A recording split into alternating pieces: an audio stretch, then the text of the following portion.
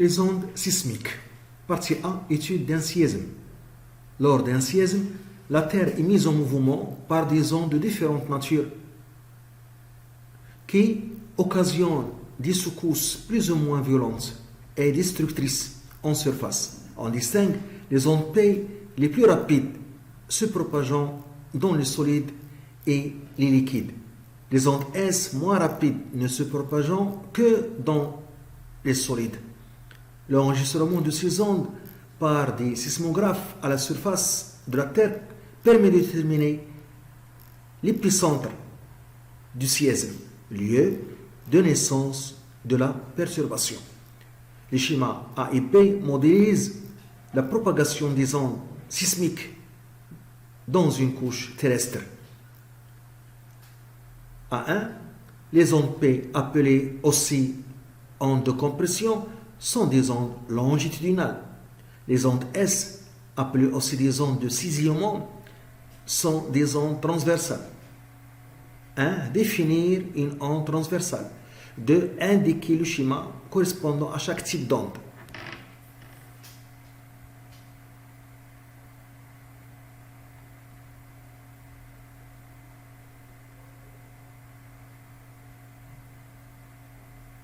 Deuxièmement, un séisme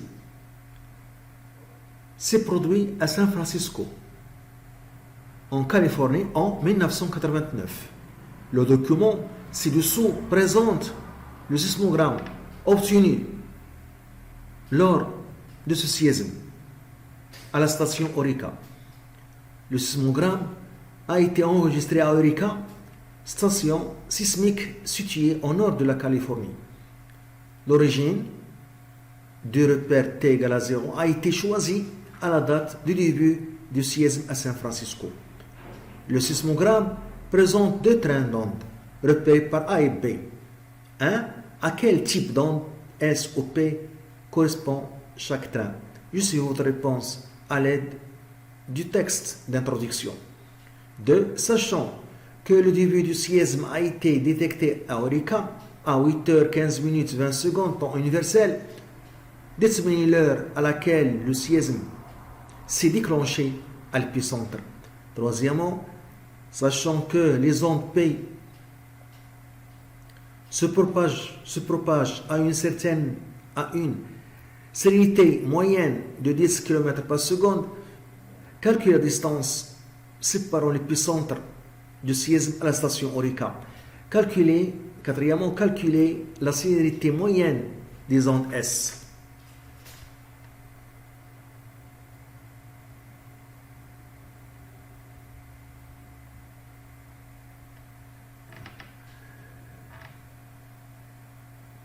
A1. Définir une onde transversale. Une onde transversale est une onde dont la direction de la perturbation est perpendiculaire à la direction de la propagation. Indiquer A1, 2, 2, A1, 2, indiquer le schéma correspondant à chaque type d'onde. Donc pour le schéma A, on a la direction de propagation horizontale et la direction de la perturbation horizontale aussi. Car ici on voit des compressions qui sont horizontales des couches terrestres. Donc ici on a la direction de la perturbation est parallèle à la direction de la propagation de l'onde. Donc au schéma A, il s'agit d'une onde longitudinale. Pour le schéma B, nous avons ici le sens, ou bien la direction de propagation est horizontale. Mais si on prend ici un point, on voit qu'il se déplace verticalement. Donc ici, la direction de la perturbation est perpendiculaire à la direction de la propagation. Donc le schéma B correspond à une onde transversale. A1.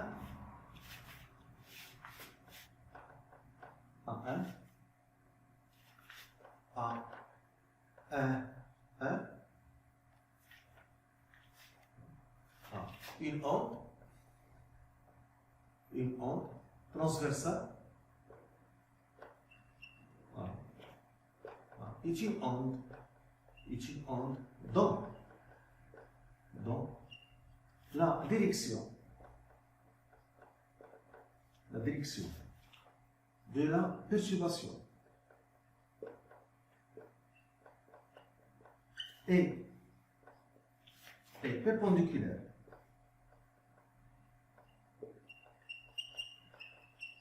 à la direction de propagation.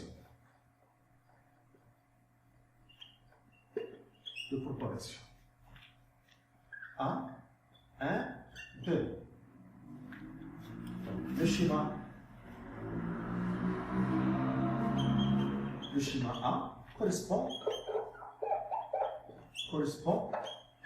le schéma A correspond à une onde longitudinale, à une onde longitudinale.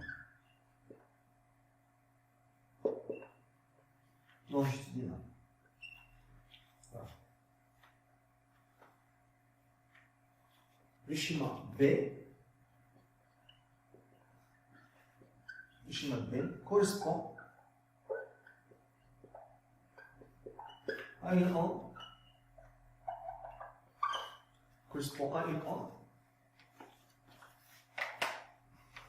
transversale.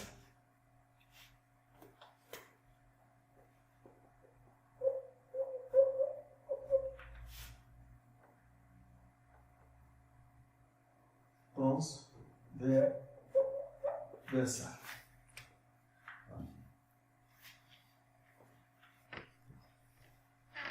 Un séisme s'est produit à San Francisco, Californie, en 1989.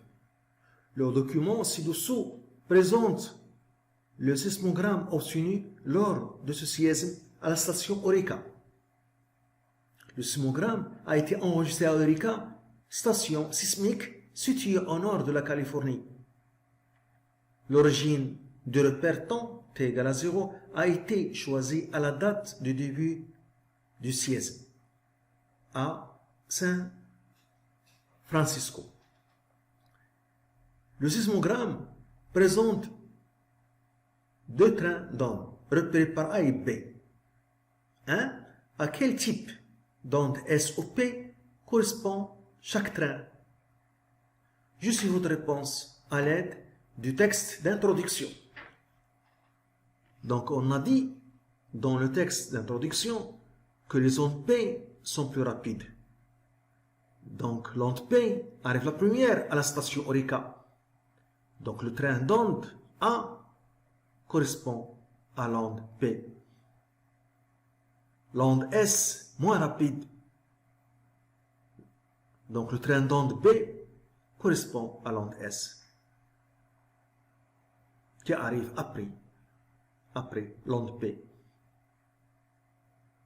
avec un décalage ou bien un retard temporel de 26 secondes.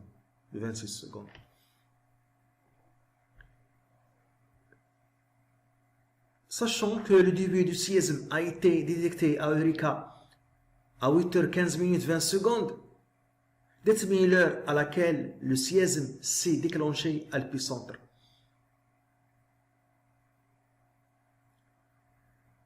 Donc on voit ici dans le sismogramme ici que l'onde P arrive à la station Eureka après 40 secondes.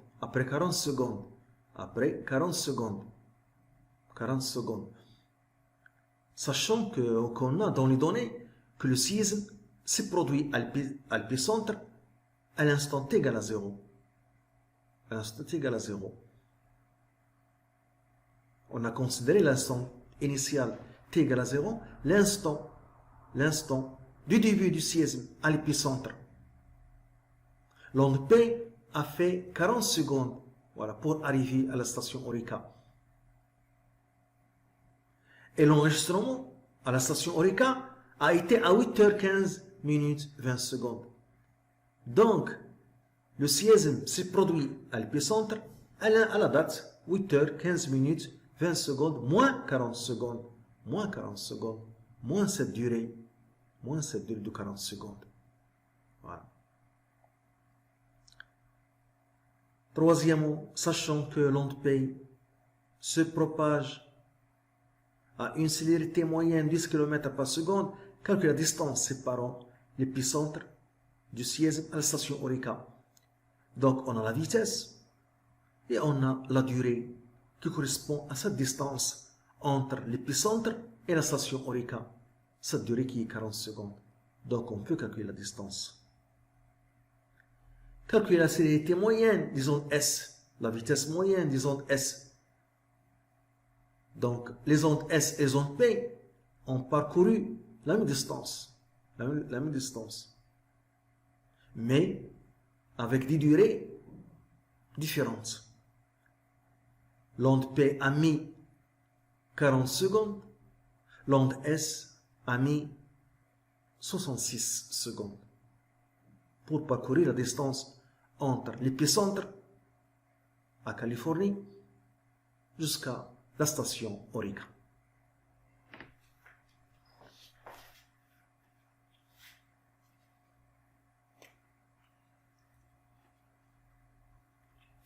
Donc ici, 1, 2. 1, 2. 1, 2, 1. Le train d'onde A. Le train d'onde A correspond à l'onde P. Car elle est la plus rapide.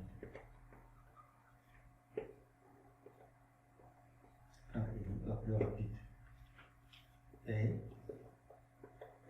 le train d'onde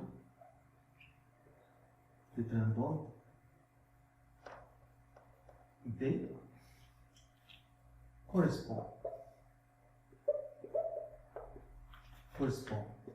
à l'onde S.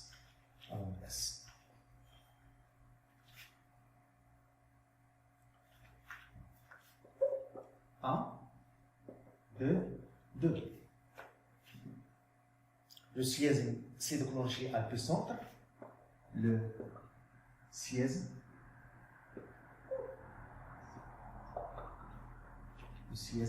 s'est déclenché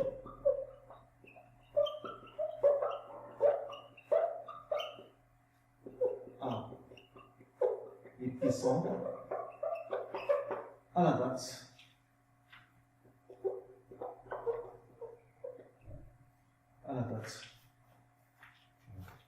à la date 8h15 minutes 20 secondes moins 40 secondes. 8h15 minutes 20 secondes moins 40 secondes. Donc, ça donne 8 heures. Donc, je vais prendre ici une minute. Donc, c'est 60 secondes. Et je vais rajouter à 20 secondes. Donc, j'aurai ici 80 secondes. Et ici 14 minutes. 80 secondes. Moins 40 secondes. Donc, le sixième se produit à l'épicentre à la date 8 heures 14 minutes 40 secondes.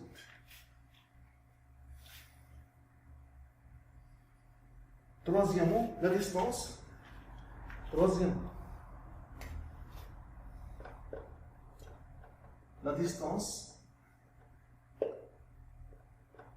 La distance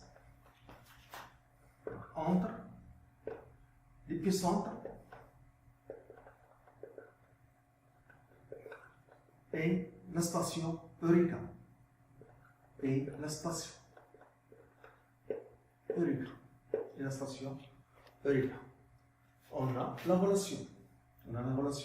V, donc pour les ondes P, est égal à D sur delta T. Donc D égale VP fois delta T. Et nous avons la vitesse. Donc, c'est 10 km par seconde, la vitesse, et la durée, 40 secondes, correspond à cette distance. Donc, est égal à 400 km. Donc, 50 secondes, il reste 400 km. Quatrièmement, 1, 2, 4. La célérité, c'est la vitesse des ondes S. On a la relation Vs égale D sur delta P. Donc les deux ondes S et P ont pas que la même distance D entre l'épicentre et la station auricale. Donc Vs égale donc D, la distance D c'est 400, nous avons dit 400 km, et la durée 66, voilà, 66 secondes. Donc, on fait le calcul, on trouve 6,06 km par seconde, ici km, ici seconde. Voilà. La vitesse des ondes P, 10 km par seconde, la vitesse des ondes S, 6,06 km par seconde. Donc, on voit que les ondes P sont plus rapides que les ondes S.